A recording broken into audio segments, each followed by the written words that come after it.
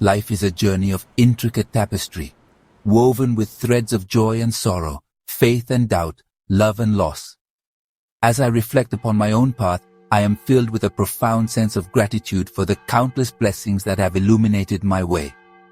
From the bustling streets of Buenos Aires to the hallowed halls of the Vatican, my life has been an extraordinary pilgrimage of faith, service, and unwavering hope in the goodness of humanity. Each day, I am reminded of the words of Saint Augustine. The world is a book, and those who do not travel read only one page. My own story has been shaped by the countless encounters I have had with people from all walks of life. Their stories have become intertwined with my own, enriching my understanding of the human spirit and its infinite capacity for resilience, compassion, and love. It is my hope that by sharing my story, I can offer a message of hope and inspiration to those who seek meaning and purpose in their own lives. For within each and every one of us lies the potential to make a difference in the world, to be a beacon of light in the face of darkness, and to build a more just and compassionate society for all. My story begins in the vibrant city of Buenos Aires, Argentina. I was born Jorge Mario Bergoglio on December 17, 1936, the eldest of 5 children in a devout Catholic family.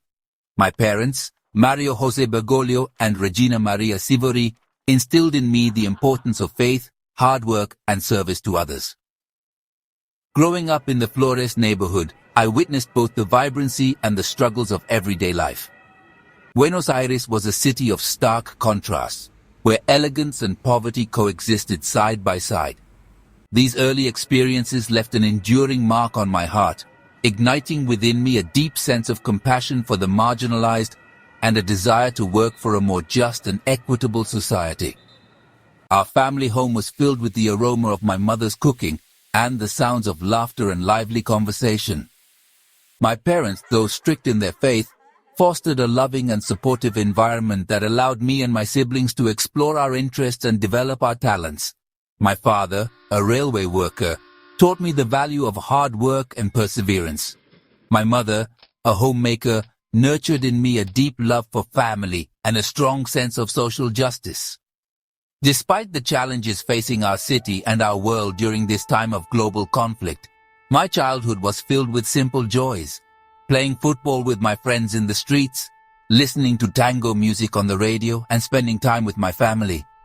These formative years instilled in me a deep appreciation for the simple things in life and the importance of human connection. The specter of the Holocaust loomed large over my childhood, casting a long shadow over humanity's capacity for both good and evil.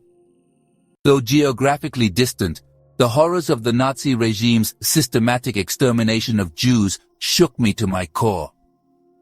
I remember listening to my parents and grandparents recount stories of the atrocities committed, stories that filled me with a profound sense of sorrow and indignation. The Holocaust served as a stark reminder of the fragility of peace and the ever-present threat of hatred and intolerance. It ignited within me a burning desire to fight for a world where such atrocities would never again be allowed to happen. I realized that silence in the face of such evil was not an option, that we all have a moral obligation to speak out against injustice and to defend the dignity of every human life. The lessons of the Holocaust have stayed with me throughout my life, shaping my worldview and informing my papacy. I believe that it is our duty to remember the victims, to learn from the past, and to work tirelessly to build a future where all people can live together in peace and harmony. We must never forget the horrors of the Holocaust, for in doing so, we risk repeating the mistakes of the past. The memory of the millions who perished in the Holocaust serves as a constant reminder of the need for compassion, understanding, and dialogue. It underscores the importance of building bridges between people of different faiths and cultures, and of working together to create a more just and humane world for all. Section 4. Answering the call a Jesuit's path unfolds. My journey towards the priesthood was not a straight path, but rather a gradual unfolding, a gentle nudge from the divine. While studying to be a chemical technician, I felt a growing call to serve God and His people in a deeper way. The decision to join the Jesuits, a religious order known for its intellectual rigor and commitment to social justice, felt both daunting and exhilarating. Entering the Society of Jesus was like stepping into a new world, a world of rigorous study, contemplation, and service to others. I was drawn to the Jesuits' commitment to intellectual pursuit, their passion for social justice, and their unwavering dedication to serving the poorest and most marginalized members of society. The Jesuit motto, Ad majorem Dei gloriam, for the greater glory of God, resonated deeply within me, inspiring me to dedicate my life to something larger than myself. My years of formation within the Society of Jesus were a time of intense spiritual growth and intellectual exploration. I immersed myself in my studies of philosophy, theology, and literature, developing a deep appreciation for the power of education and critical thinking. I also had the opportunity to teach at Jesuit schools, where I discovered my passion for working with young people and helping them to develop their full potential. It was during this time that I also began to develop my understanding of the social teachings of the Catholic Church, teachings that emphasize the dignity of every human person and the importance of working for the common good. These teachings will go on to form the bedrock of my ministry, both as a priest and later as Pope. Section 5. Turbulent Times, Navigating Argentina's Darkest Hour. The period of military dictatorship in Argentina, from 1976 to 1983, was a dark and painful chapter in our nation's history. It was a time of widespread human rights abuses, political repression, and social unrest. As a Jesuit priest and later as provincial superior of the Jesuits in Argentina, I witnessed firsthand the brutality of the regime and the devastating impact it had on our people. These were trying times, fraught with danger and uncertainty. Many innocent people disappeared, victims of the regime's brutal crackdown on dissent.